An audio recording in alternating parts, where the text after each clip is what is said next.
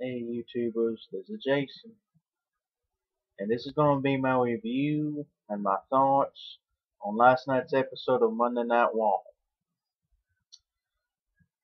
Last night it started off with a triple threat match between Zeb Colter versus Ricardo Rodriguez versus Big E Langston.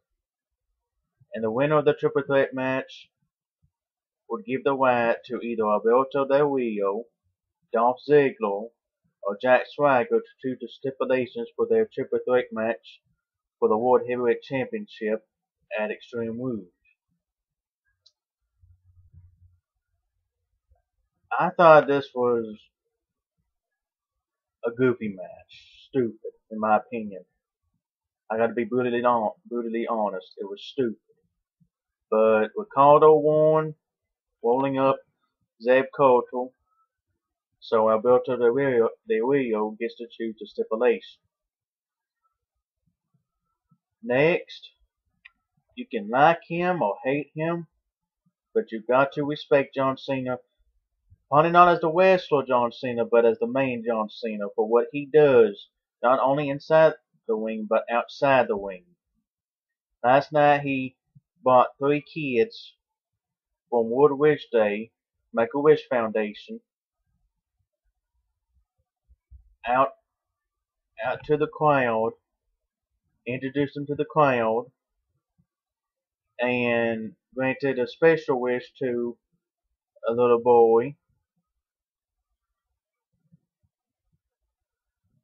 And it was his over 300th wish. And I'm a big John Cena fan.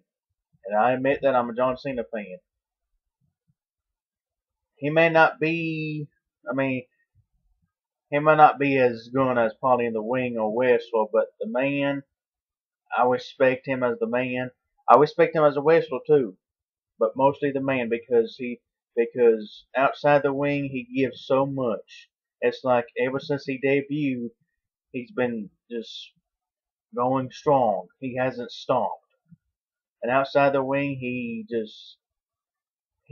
truly stands for what WWE stands for. He truly represents WWE outside the ring.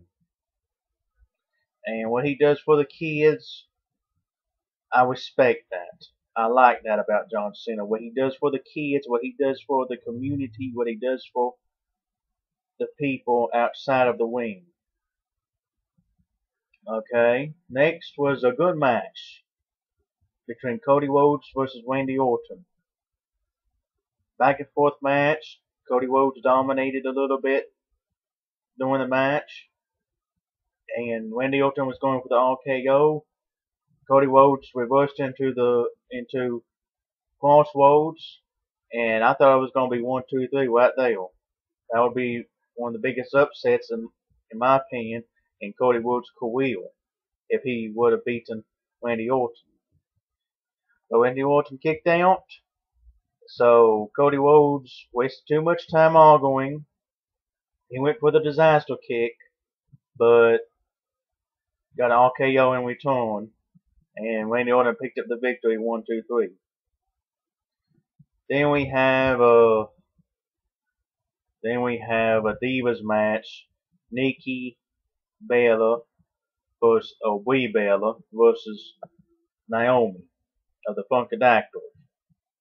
Now, don't get me wrong, I love the Divas. I'm a big fan of the Divas. But in my opinion, the Divas division has just gone downhill. I miss the Divas era.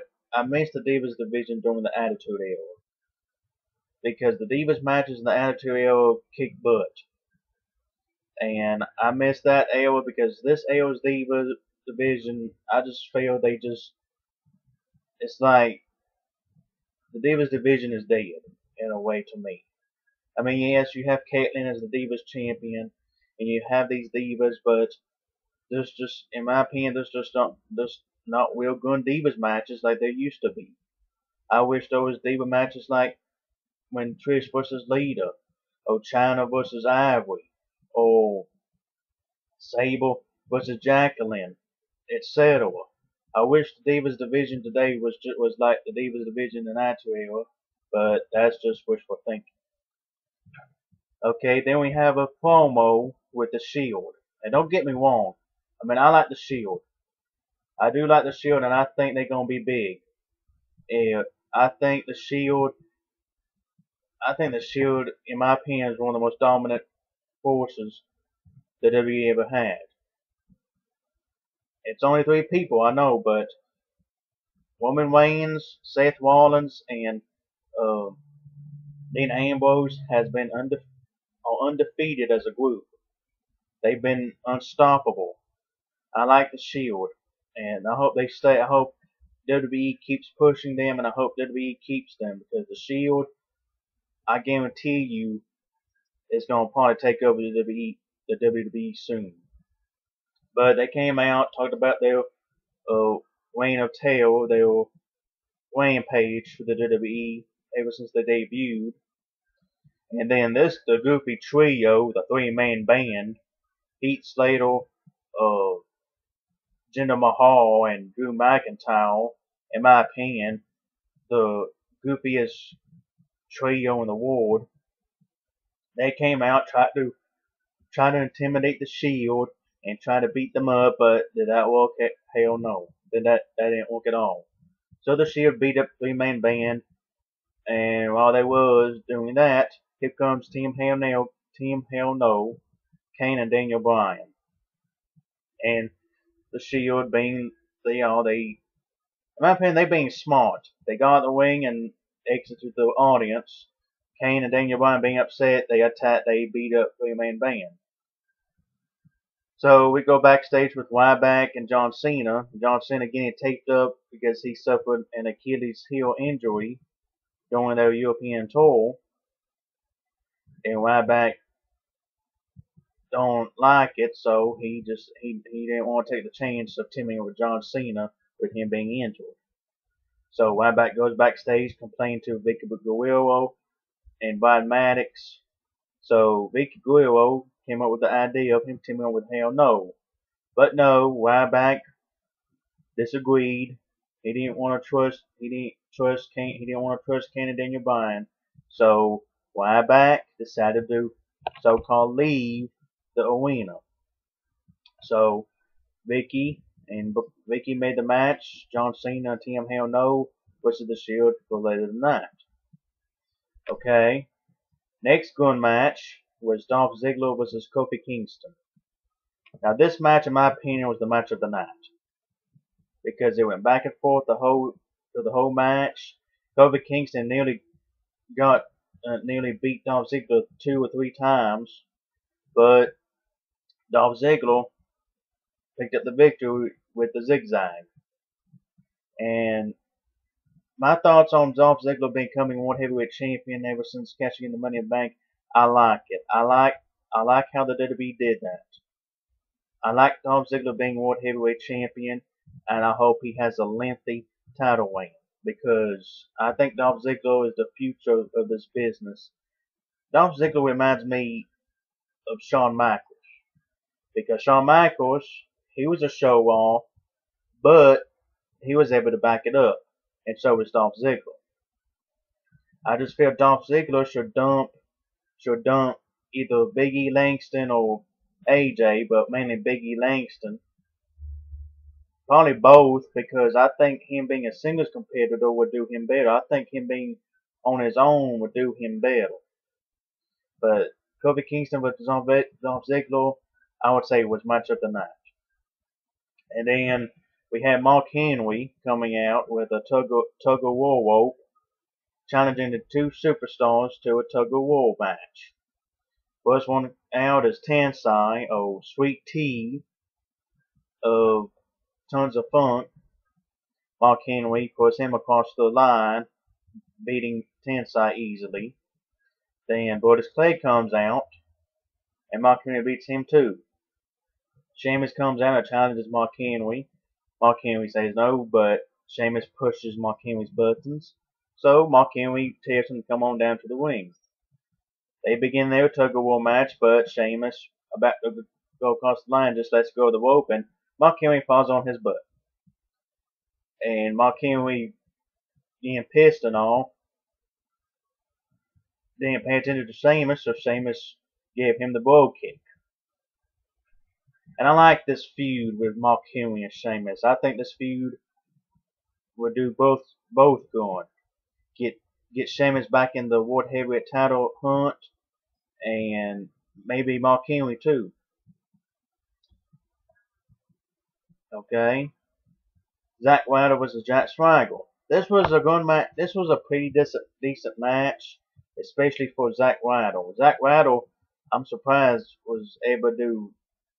Zack Ryder actually did some offense against Jack Swagger, but Jack Swagger, we both gave him the gut wrench powerbomb and then did the Patriot Lock. And I like how WWE is pushing Jack Swagger, because last year Jack Swagger was on such a losing streak, it was pathetic. But ever since Jack Swagger returned, he's just been like a machine. And I like how WWE is pushing him. And I hope he becomes World Heavyweight Champion one day, because Jack Swagger, in my opinion, is a good wrestler. Now we move on to the main event. John Cena and Team Hell No versus The Shield. And I respect John Cena not only as a man, but as a wrestler, because it don't matter if he's hurt, injured, or whatever, he'll do whatever it is to compete. But last night, I have to say, he was stupid, because Achilles heel, that's a major injury, and he shouldn't have competed in a match last night. But that's John Cena for you. Never give up. Well, during the match, I liked this match. This was another good match.